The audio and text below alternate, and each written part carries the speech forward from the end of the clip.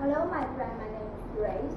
Today, I'm very glad to introduce one of my most popular heat pump, E-Smart All-in-One hot water heat pump to you. Main feature for the control for our E-Smart. Now let's get closer to the controller. As you can see, this is a touch type controller.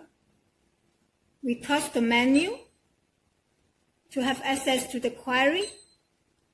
Then you may see the temperature query, Wi-Fi query, and fault query.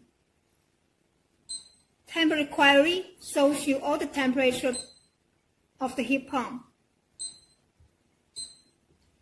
Wi-Fi query shows you the connection for the heat pump.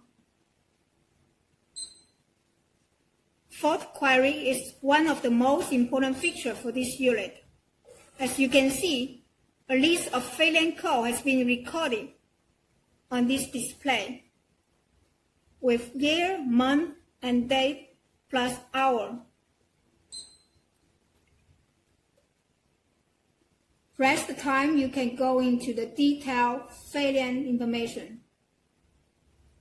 All this information here shows the precise temperature record when the failure happens.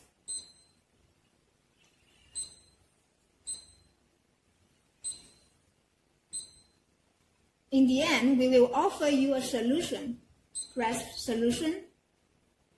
Then you can see the solution for EE3. These two pictures is a picture for the component that may be the part you need to check for this malfunction. Press down, you can see all the possibility for this failure. That's how it works. That's some of the controller functions for our E-Smart All-in-One heat pump. If you have any further questions, feel free to contact us anytime. Thank you.